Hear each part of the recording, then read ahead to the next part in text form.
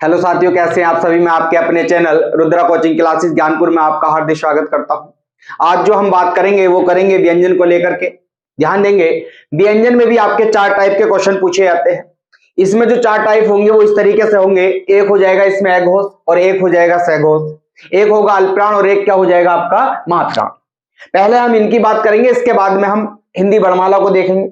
हिंदी वर्णमाला में भी कौन कौन से क्वेश्चन पूछे जाते हैं उन पे हम सब सारे क्वेश्चनों पे बात करेंगे। अभी हाल फिलहाल में इन क्वेश्चनों को देखेंगे। एक हो जाएगा अल्पप्राण और एक हो जाएगा आपका महत्प्राण, एक हो जाएगा सघोष और एक हो जाएगा आपका अघोष। इनको पहले हम पढ़ेंगे, उसके बाद में हम हिंदी वर्णमाला को देखेंगे। ध्यान देंगे आप जरा। यहाँ पे पहला जो क्वेश्चन आएगा वो हो जाएगा भैया आपका घोषत्व के आधार पे, यानी कि घोषत्व के जो आधार होते हैं वो कितने होते हैं, इसके जो आधार होते हैं वो कितने होते हैं। तो इसके जो आधार होते हैं भैया वो आपके होते हैं 2। क्वेश्चन पहला पूछा जाएगा घोषत्व के जो आधार होते हैं वो कितने होते हैं। तो ये आपको पता होगा, इसके जो आधार होते हैं वो कितने होते हैं भैया, 2 होते हैं। इसमें भी अगर मैं बात करूं तो ये घोषत्व जो होगा, अगर मैं इस शब्द को तोड़ करके दिखाऊं तो ये इस तरीके से टूटेगा, यानी कि यहां पे जो हो जाएगा वो हो जाएगा आपका घोष और प्लस ये हो जाएगा भैया आपका त्व। फिर यहां से ये क्वेश्चन पूछा गया है, यानी कि इसका जो अर्थ होगा वो क्या होगा, इसका जो अर्थ होगा वो क्या होगा। ध्यान देंगे आप। हो जाएगा श्वर तंत्रियों में, यो में श्वास का कंपन, श्वास का कंपन। इतना समझ में आ गया होगा। मैंने ये बताया आपसे घोषत और घोषत के भी 2 भाग कर दिए गए, एक हो जाएगा आपका त्व और एक क्या हो जाएगा भैया आपका घोष हो जाएगा। और यहाँ पे ये पूछा गया है घोष का जो शाब्दिक अर्थ होगा, यानी कि इसका जो अर्थ होगा वो क्या होगा। तो ये हो जाएगा स्वर तंत्रियों में श्वास का कंपन। क्या हो जाएगा, स्वर तंत्रियों में श्वास का कंपन। अब ये होता क्या है, यानी कि किसी ना किसी स्वर वर्ण का हम जब उच्चारण करेंगे, किसी ना किसी व्यंजन वर्ण का जब हम उच्चारण करेंगे, यानी कि जो भी ध्वनि आएगी वो कंठी से आएगी, सीधी सी बात है। कंठ के अंदर जितनी भी आपकी तंत्र तंत्रिकाएं हैं, जब इनका हम जब उच्चारण करेंगे तो वहां पे क्या होगा, गले में क्या होगी, यानी कि कहीं ना कहीं झंझनाहट सी होगी। जब झंझनाहट सी होगी तो उसी को ही क्या कहा गया भैया आपका कंपन। जब आप किसी का उच्चारण करेंगे तो सांस लेंगे, जब सांस लेंगे तो वहां पे क्या होगा, आपका कंपन होगा। तो इसी को कहा जाता है स्वर तंत्रियों में श्वास का जो कंपन होना पाया जाएगा तो उसे कहा जाएगा भैया आपका घोष। इतनी बात समझ में आ गई होगी। मैंने आपको यह बताया था घोषत्व के जो आधार होते हैं वो कितने होते हैं। तो इसमें कितने होते हैं भैया आपके 2। अब 2 भी कौन कौन से हो जाएंगे इस पर ध्यान देंगे। इसमें एक तो हो जाएगा भैया आपका सघोष, एक हो जाएगा आपका सघोष, और सघोष को ही क्या कहा जाता है भैया आपका घोष। इतना समझ में आ गया होगा। एक पार्ट हो जाएगा इसका सघोष और सघोष को ही क्या कहा जाता है भैया आपका घोष कहा जाता है। तो ये आपका पहला पॉइंट हो जाएगा। इसी में जो दूसरा पॉइंट होगा इसका नाम हो जाएगा भैया आपका अघोष। क्या नाम हो जाएगा भैया, इसी में अघोष हो जाएगा। इतना समझ में आ गया होगा। ठीक, अगर मैं बात करूं घोष की और बात करूं मैं आपकी सघोष की, तो ये नाम एक ही होगा और ये नाम आपका अलग होगा। ध्यान देंगे, इसकी जो परिभाषा आएगी वो क्या होगी, जिन ध्वनियों का उच्चारण करते समय, यानी कि जिन ध्वनियों का उच्चारण करते समय स्वर तंत्रियों में श्वास का कंपन हो या होना पाया जाए तो उसे कहा जाएगा आपका सघोष, यानी कि क्या हो जाएगा आपका घोष। इसी के बाद में अगर मैं बात करूं अघोष की, तो अघोष का मतलब क्या हो जाएगा, यानी कि इसकी जो परिभाषा होगी वो क्या हो जाएगी, तो ये हो जाएगी, यानी कि जिन ध्वनियों का उच्चारण करते समय, जिन ध्वनियों का उच्चारण करते समय स्वर तंत्रियों में श्वास का कंपन न हो, यानी कि न हो या ना पाया जाए, तो इसे कहा जाएगा भैया आपका अघोष। यानी कि यहां समझेंगे सीधे सीधे, यहां ध्यान देंगे। यानी कि सघोष क्या होता है, सघोष होता है यानी कि किसी भी व्यंजन या किसी भी स्वर का जब हम उच्चारण करेंगे तो वहां पे क्या होगा, कंपन होगा। जब कंपन होगा तो ये वाली ध्वनि हो जाएगी आपकी सघोष, और जहां पे कंपन नहीं होगा तो वो ध्वनि कौन सी हो जाएगी, आपकी अघोष। इतनी बात समझ में आ गई होगी। ठीक है, इसी के बाद में अगर मैं बात करूं तो यहां पे याद करने के लिए, तो यहां पे कोड पूछा गया है, यानी कि इसके कोड से आप याद रख लेंगे इसका जो कोड होता है वो क्या होता है। तो इसका कोड होता है भैया सघोष का, ये हो जाएगा आपका 3, 4 और 5, यानी कि ये नंबर हो जाएगा 3, 4, 5, यानी कि 345। और इसका जो कोड होगा वो क्या होगा, इसके कोड की अगर मैं बात करूं तो इसका कोड हो जाएगा 1 और 2 यानी कि 12। इतना समझ में आ गया होगा। इसका कोड हो जाएगा 12 और इसका कोड हो जाएगा 3 4 5 यानी कि 345।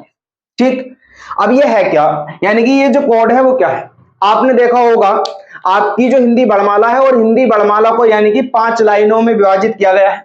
उसकी 5 लाइनें आती हैं, पहली, दूसरी, तीसरी, चौथी। तो इसका मतलब यह है उस वर्णमाला में लास्ट की जो 3 लाइनें होंगी उन 3 लाइनों में 5 वर्ण होंगे। जब 5 वर्ण होंगे तो उन 5 वर्णों की ही बात की तो ध्यान देंगे आप, तो ये हो जाएगी आपकी 3 4 5। तो जो वर्णमाला होती है उसकी लास्ट की जो 3 4 5 यानी कि तीनों जो लाइनें होंगी वो क्या होंगी आपकी, सारे के सारे क्या हो जाएंगी, सहघोष। और शुरू की जो 2 लाइनें हो जाएंगी वो क्या हो जाएंगे आपके अघोष। इतना समझ में आ गया होगा। ध्यान देंगे आप, एक आपका ग हो जाएगा, एक आपका घ हो जाएगा और एक आपका ड़ हो जाएगा। इसी में एक हो जाएगा आपका ज हो जाएगा, एक आपका झ हो जाएगा, एक इसी में उ हो जाएगा, इसी में एक आपका ड हो जाएगा, एक ढ हो जाएगा और एक गणित वाला ड़ हो जाएगा। इसी में एक द हो जाएगा, ध हो जाएगा और एक न हो जाएगा। इसी में एक ब हो जाएगा, भ हो जाएगा और एक आपका इसी में म हो जाएगा। इतना समझ में आ गया होगा। ध्यान देंगे, यानी कि सहघोष में कौन कौन से पार्ट आते हैं, तो इसमें यानी कि जो वर्णमाला होगी, वर्णमाला की तीसरी वाली लाइन, चौथी वाली लाइन और क्या हो जाएगी, पांचवी वाली लाइन। तो ये इसी का कोड बना दिया गया। अब इसमें पहली लाइन के ये हो जाएंगे, चौथी यानी कि तीसरी वाली लाइन के ये हो जाएंगे, चौथी लाइन के ये हो जाएंगे और आपकी पांचवी लाइन के ये वाले वर्ण हो जाएंगे। इतना समझ में आ गया होगा। हर एक लाइन में यानी कि हिंदी वर्णमाला के प्रत्येक वर्ग में कितने व्यंजन वर्ण होते हैं, तो वो होते हैं आपके 5। इतना समझ में आ गया होगा। ठीक है भैया, अब ध्यान देंगे ये हो जाएंगे आपके 5। अगर 5 इसमें हो जाएंगे, 5 इसमें और 5 इसमें, तो कितने हो जाएंगे भैया आपके 15। ठीक है भैया, प्लस इसी में और कितने और जोड़ दिए गए, यानी कि तो इसमें कुछ और जोड़े गए, इनका नाम हो जाएगा अंत्यस्थ व्यंजन। इनका नाम हो जाएगा अंत्यस्थ व्यंजन। और अंत्यस्थ जो व्यंजन होते हैं कितने होते हैं आपके 4। ठीक, ये 4 हो जाएंगे। इसी में अगर मैं बात करूं तो इसी में ऊष्म या इन्हें कहा जाता है संघर्षी, ये हो जाएंगे ऊष्म संघर्षी व्यंजन। तो इसमें होते हैं आपके 4, यानी कि इनकी जो संख्या होती है 4 होती है। यहां पे 4 न लेकर के यहां पे इन्होंने 1 लिया है और ये भी क्या हो जाएगा भैया आपका है हो जाएगा। इतना समझ में आ गया होगा। इसी के बाद में अगर मैं बात करूं तो यहां पे कितने हो जाएंगे, यानी कि 15 हो जाएंगे, 4 ये हो जाएंगे, कितने हो जाएंगे 19 और 1 हो जाएगा आपका 20।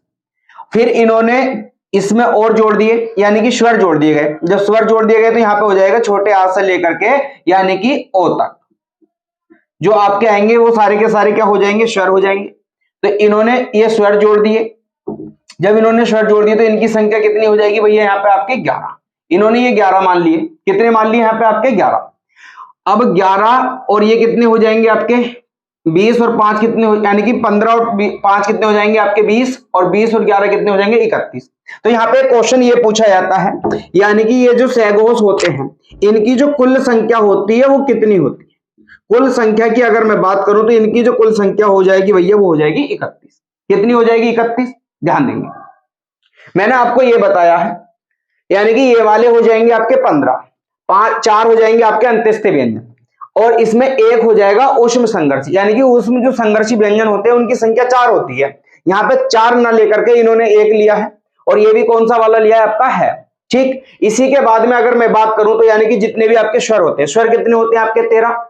अब 10 भी होते हैं और आपके 11 भी होते हैं। इन्होंने ये कह दिया यानी कि छोटे वाले आ से लेकर के यानी कि बड़े वाले ओ तक जो संख्या होगी वो कितनी होगी, तो वो हो जाएगी भैया आपकी 11। अब इन 11 को इसमें प्लस कर दिया गया तो इनकी संख्या कितनी होगी, 11 तो ये वाले हो गए, 20 ये वाले हो गए, तो कितनी संख्या हो गई 31। इतना समझ में आ गया होगा।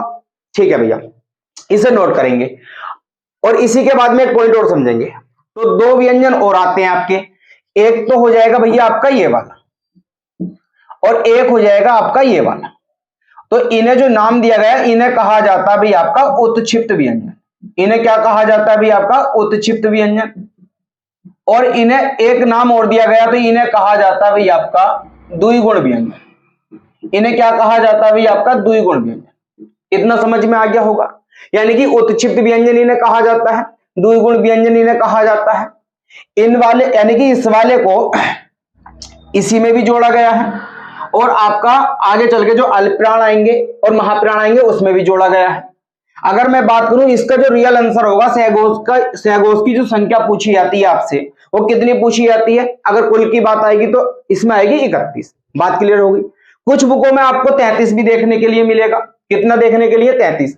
तो यानी कि इस सहगोश में ये दो और जोड़ दिए गए।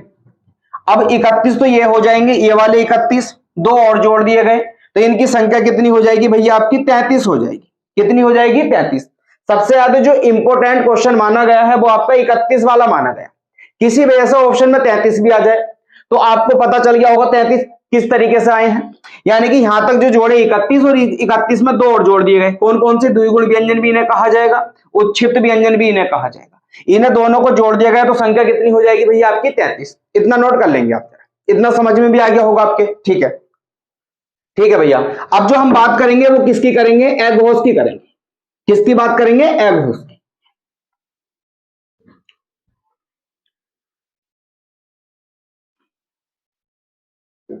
अब जो हो जाएंगे वो कौन से वाले हो जाएंगे भैया? आपके अघोष हो जाएंगे। अघोष की अगर मैं बात करूं तो इसका जो कोड हो जाएगा वो कितना हो जाएगा? 12 हो जाएगा।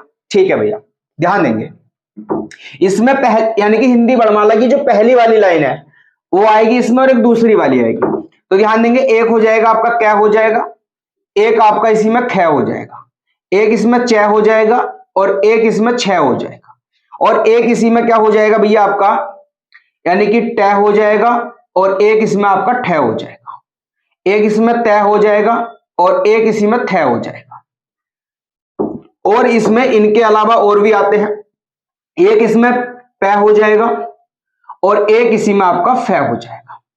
तो कहने का मतलब यह हिंदी वर्णमाला की पहली वाली लाइन और आपकी दूसरी वाली लाइन, तो 5 ही इसमें हो जाएंगे और 5 ही इसमें हो जाएंगे। तो कितनी संख्या हो जाएगी इनकी? 10।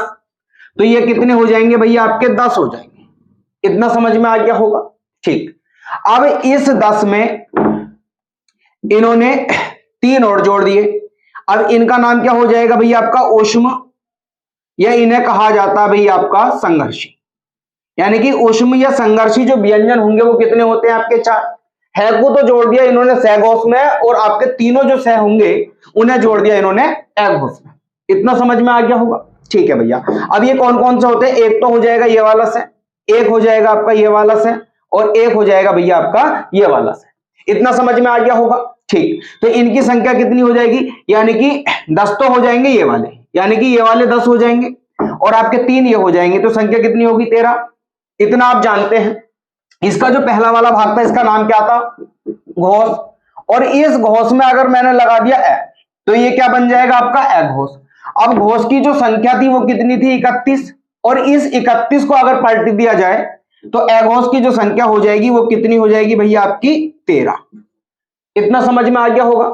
यानी कि अघोष की जो संख्या होगी, कुल जो संख्या होगी वो कितनी हो जाएगी? 13 और सहघोष की जो संख्या होगी वो हो जाएगी 31। इसके यहां तक सभी के समझ में आ गया होगा? ठीक। और ये मैं बहुत अच्छे तरीके से बता रहा हूं, आपको कोई दिक्कत नहीं आने वाली। ठीक है भैया। अब इसी के बाद में अगर मैं बात करूं तो इसी में अगला पॉइंट आता है एक आपका, ध्यान देंगे। जैसे मैंने बताया ना घोषत्व के आधार पे, तो वैसे ही एक पॉइंट आएगा आपका प्राणत्व के आधार पे। तो ध्यान देंगे यहां पे पहला, इसके बाद में जो क्वेश्चन आएगा वो ये हो जाएगा, यानी कि प्राणत्व के आधार पर, यानी कि प्राणत्व के आधार जो होते हैं वो कितने होते हैं। अगर आधार की मैं बात करूं तो इसके जो आधार हो जाएंगे वो कितने हो जाएंगे भैया? आपके 2। पहला क्वेश्चन क्या हो गया? घोषत्व के आधार पे। और अब बात किसकी आएगी? प्राणत्व के आधार पे। प्राणत्व के आधार जो होते हैं वो कितने होते हैं? तो वो होते हैं भैया आपके 2। इतना समझ में आ गया? अब ध्यान देंगे, अगर इस प्राणत्व को मैं तोड़ूं तो यहां पे ध्यान देंगे तो ये हो जाएगा भैया आपका प्राण हो जाएगा और एक आपका क्या हो जाएगा? त्वय हो जाएगा। इतनी बात समझ में आ गई? तो यहां पे भी एक क्वेश्चन ये पूछा गया है, इस प्राण का जो अर्थ होता है वो क्या होता है? तो इसका जो भैया अर्थ होता है वो होता है भैया आपका वायु। क्या हो जाएगा? वायु हो जाएगा। और वायु को ही क्या कहा जाता है भैया? आपका हवा। इतनी बात समझ में आ गई होगी? ठीक है भैया। ठीक। अभी यहां पे क्वेश्चन क्या लिखा है मैंने? प्राणत्व के आधार पे, यानी कि प्राणत्व के जो आधार होते हैं कितने होते हैं? तो मैंने बताया आपके 2। अब 2 जो होते हैं वो कौन कौन से होते हैं उस पर ध्यान देंगे। उस पर ध्यान देंगे। एक जो इसका पार्ट हो जाएगा, एक हो जाएगा भैया इसी का महाप्राण, एक हो जाएगा भैया आपका महाप्राण, और एक पार्ट हो जाएगा इसका अल्प प्राण। इतना समझ में आ गया?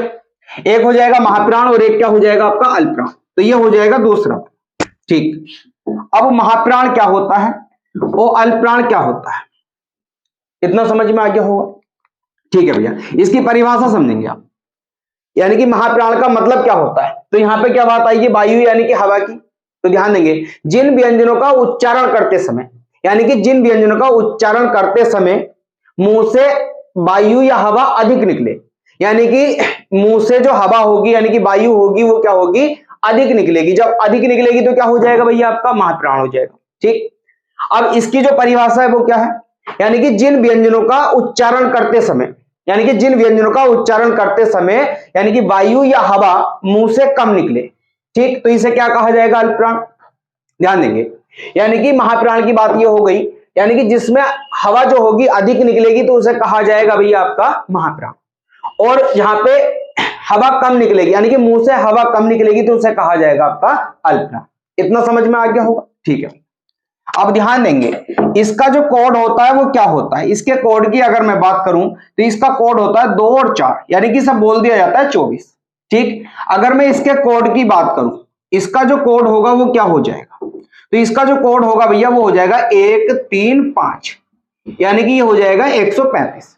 इतना समझ में आ गया होगा, पता चल गया होगा कौन कौन सी लाइनें होती है भैया आपकी। ठीक है, ये भी पता चल गया होगा, जैसे हमने सैगोस और रेगोस की बात करी थी वैसे ही इसकी बात हो। ठीक है भैया, ठीक,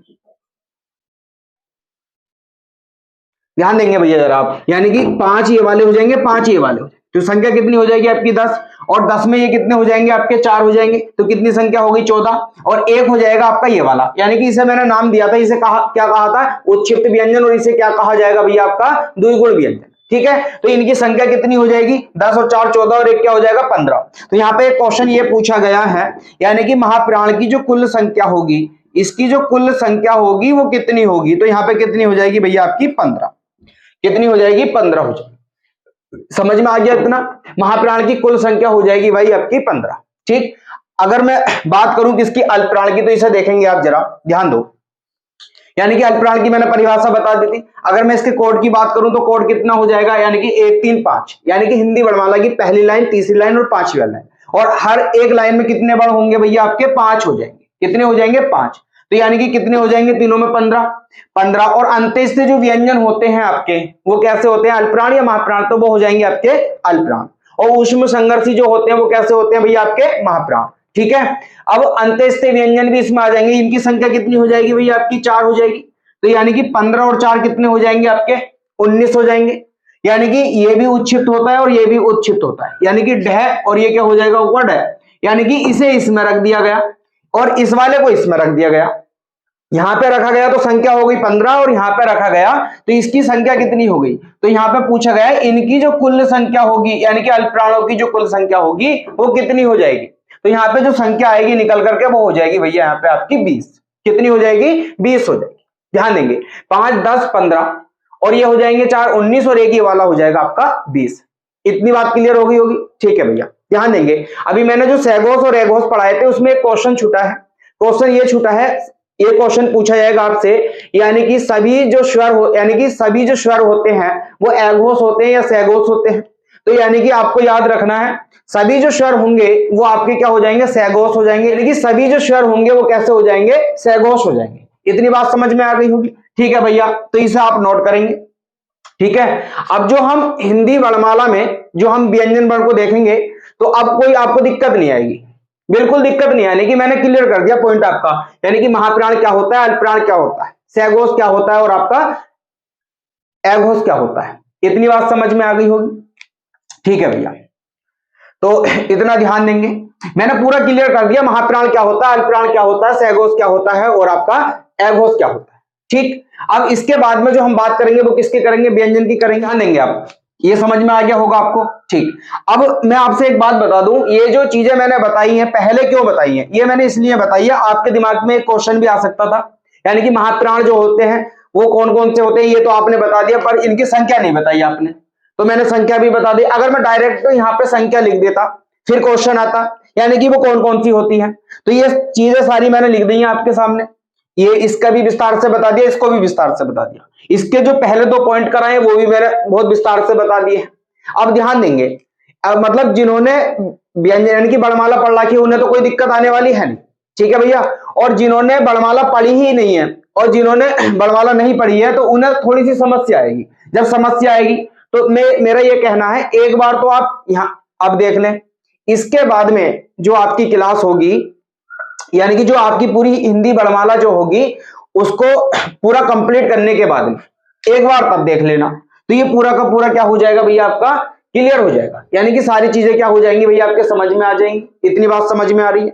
और जिन्होंने वर्णमाला पढ़ भी रखी है तो उनके ये सारी की सारी चीजें आपके समझ में आ गई होंगी आराम से। ध्यान देंगे, ये सारी चीजें समझ में आ गई। मेरा कहने का मतलब यह है एक बार तो आप देख लेंगे इस वीडियो को, एक जब मैं पूरी वर्णमाला कंप्लीट करा दूंगा उसके बाद में देख लें तो सारे का सारा पूरा क्लियर हो जाएगा। जिसके आप समझ में नहीं आया बाद में समझ में आ जाएगा, ठीक। और इसकी जो आगे की जो भी आपकी पूरी वर्णमाला है उस पर हम बात करेंगे, तो वो सारी की सारी क्लास जो होगी वो आपकी अगली क्लास में हो जाएगी।